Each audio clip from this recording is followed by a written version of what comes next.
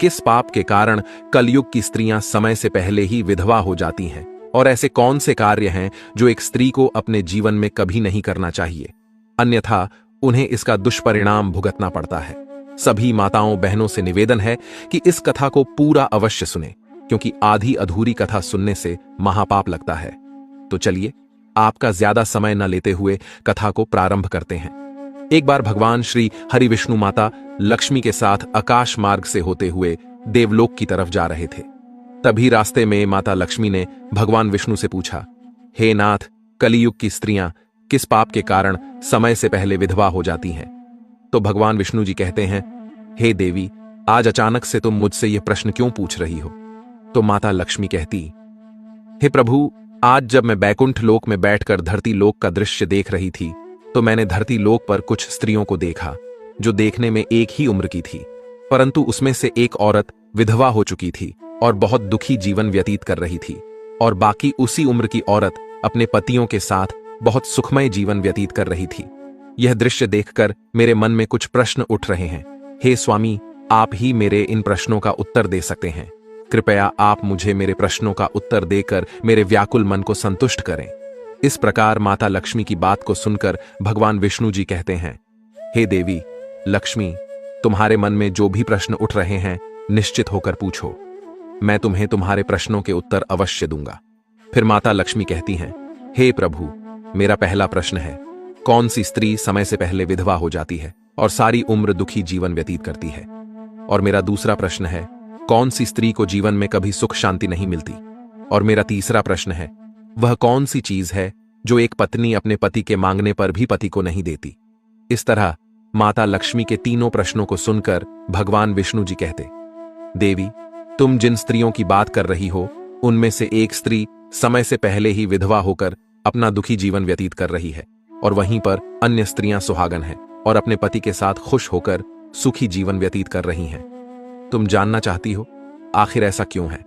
तो देवी सुनो, मैं तुम्हें इन सभी प्रश्नों का उत्तर एक कथा के माध्यम से देना चाहता हूं। इस कथा को बहुत ही ध्यान से सुनना, क्योंकि आधी अधूरी कथा सुनने वालों को आधा अधूरा ज्ञान प्राप्त होता है, जो जीवन में कभी काम नहीं आता। और यदि तुमने ध्यान से सुना तो तुम्हारे तीनों प्रश्नों के उत्तर कथा को सुनने के बाद मिल जाएंगे। फिर माता लक्ष्मी कहती है, हे स्वामी, मैं आपको वचन देती हूं कि मैं इस कथा को पूरा सुनूंगी और संसार की समस्त स्त्रियों तक इस कथा को आपके माध्यम से बताऊंगी। माता लक्ष्मी की यह बात सुनकर भगवान विष्णु जी कहते हैं, हे देवी, सबसे पहले मैं तुम्हें उस स्त्री की कहानी सुनाना चाहता हूं जो सुहागन बनकर सुखी जीवन जी रही है। और जिस सुहागन स्त्री की तुम बात कर रही हो, वह स्त्री और कोई नहीं बल्कि काशी नरेश के नौकर की पत्नी है। और वह स्त्री जिस नौकर की पत्नी है, उस नौकर को अपनी पत्नी पर पूरा विश्वास है कि मेरी पत्नी एक चरित्रवान और पतिव्रता स्त्री है, जिसकी प्रशंसा वह नगर में सबसे किया करता है। एक दिन यह बात राजा के दरबार में पहुंच गई। फिर राजा ने अपने नौकर को बुलाया और उस नौकर से पूछा, क्या वास्तव में तुम्हारी पत्नी एक चरित्रवान और पतिव्रता स्त्री है?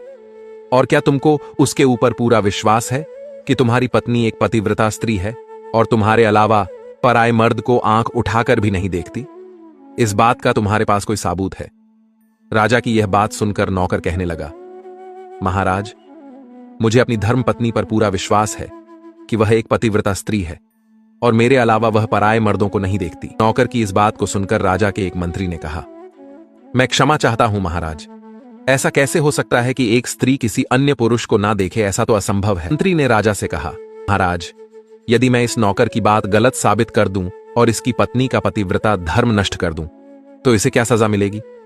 फिर नौकर ने कहा, महाराज, यदि महामंत्री जी मेरी पत्नी का पतिव्रता धर्म नष्ट कर देते हैं तो आप मुझे फांसी की सजा दे देना, और यदि महामंत्री जी मेरी पत्नी का पतिव्रता धर्म खंडित नहीं कर पाए तो इनको भी कुछ सजा मिलनी चाहिए। नौकर की यह बात सुनकर राजा ने कहा कि ठीक है, मंत्री को भी फांसी की सजा दी जाएगी। मंत्री ने यह शर्त स्वीकार कर ली और नौकर से पूछा कि मैं तुम्हारी पत्नी से क्या वस्तु लाऊं जिससे तू मान ले कि मैंने तेरी पत्नी का पतिव्रता धर्म खंडित कर दिया है। मंत्री की बात सुनकर नौकर ने कहा, महामंत्री जी, आप मेरी पत्नी से मेरे विवाह के समय मुझे मेरी ससुराल से दहेज में एक मटका और एक कतार मिली थी, और यह दोनों चीजें मेरी पत्नी ने बहुत ही संभाल कर रखी हैं, क्योंकि यह दोनों चीजें एक पतिव्रता स्त्री के लिए सुहाग की निशानी है। यदि तुम यह दोनों चीजें मेरी पत्नी से लाकर मुझे दिखा दोगे तो मैं मान जाऊंगा कि मेरी पत्नी का पतिव्रता धर्म महामंत्री जी आपने नष्ट कर दिया है। मंत्री ने नौकर की यह शर्त स्वीकार कर ली और फिर मंत्री दरबार से निकलकर सबसे पहले अपने घर जाता है। फिर वह काफी विचार करने के बाद नगर के बाहर एक जादू टोना करने वाली स्त्री रहती थी, उसके पास जाता है और उसके पास पहुंचकर मंत्री ने उस स्त्री को सारी बात बताई और कहा, हे जादूगरनी, कैसे भी करके तू उस नौकर की पत्नी से मेरा संबंध बनवा दे। इसके बदले तुझे जितना धन चाहिए मैं उतना धन देने को तैयार हूं। इस तरह मंत्री की बात सुनकर वह स्त्री कहने लगी, मंत्री जी, आपको कहने में आसान लगता होगा किंतु ऐसा कुछ भी नहीं है। तुम जिस औरत के बारे में बात कर रहे हो वह औरत एक पतिव्रता स्त्री है। उसे ना ही किसी धन का लोभ है और ना ही किसी वस्तु का लालच है।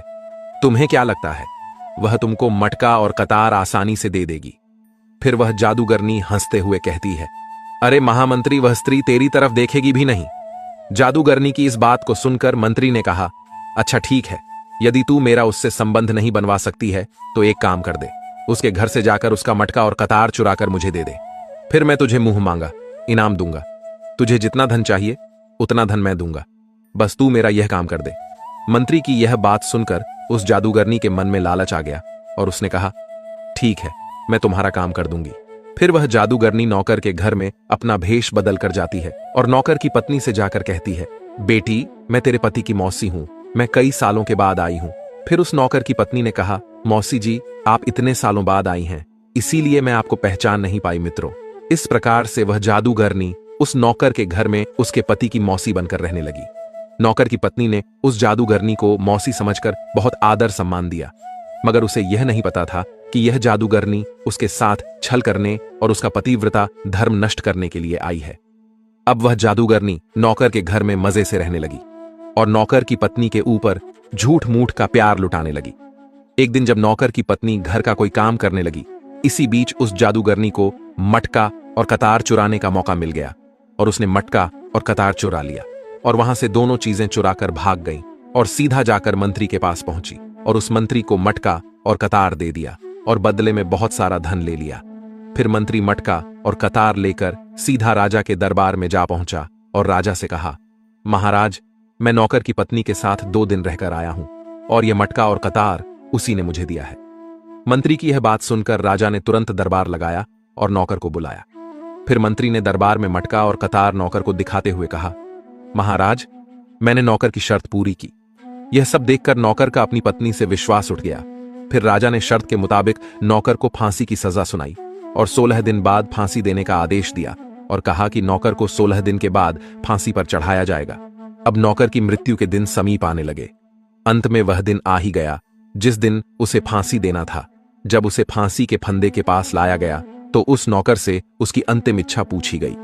फिर नौकर ने कहा कि महाराज, मेरी अंतिम इच्छा यह है कि मैं आखिरी बार अपनी पत्नी से मिलना चाहता हूं।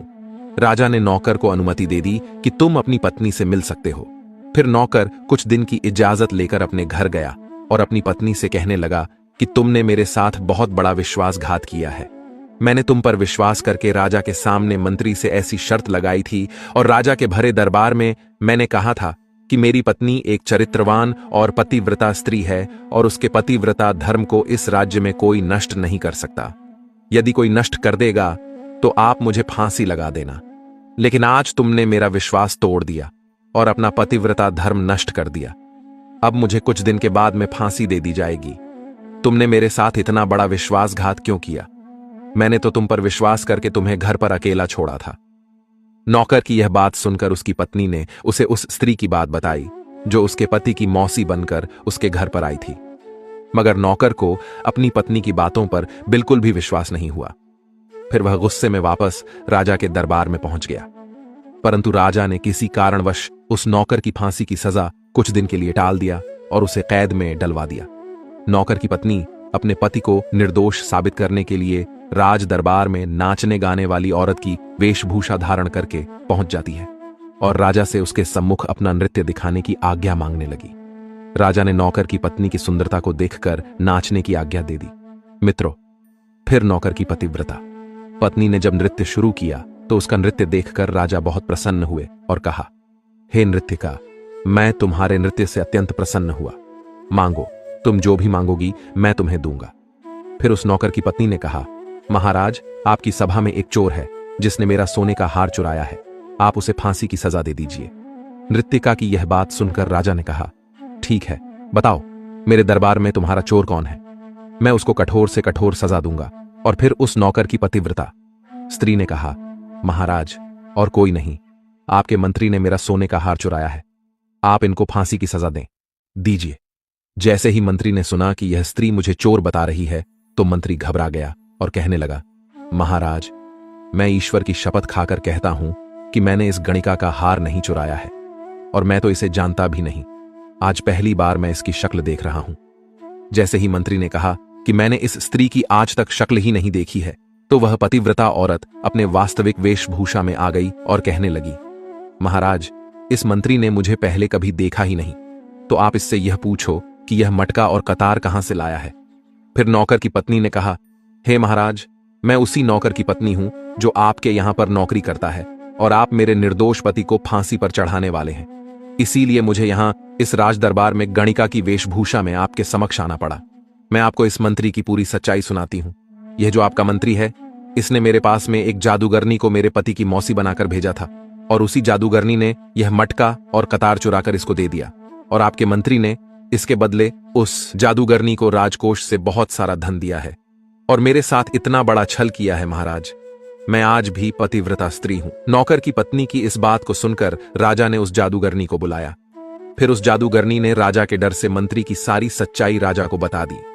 सच्चाई जानकर राजा ने उस नौकर को अपनी कैद से रिहा कर दिया और उसकी जगह मंत्री को फांसी पर चढ़ा दिया।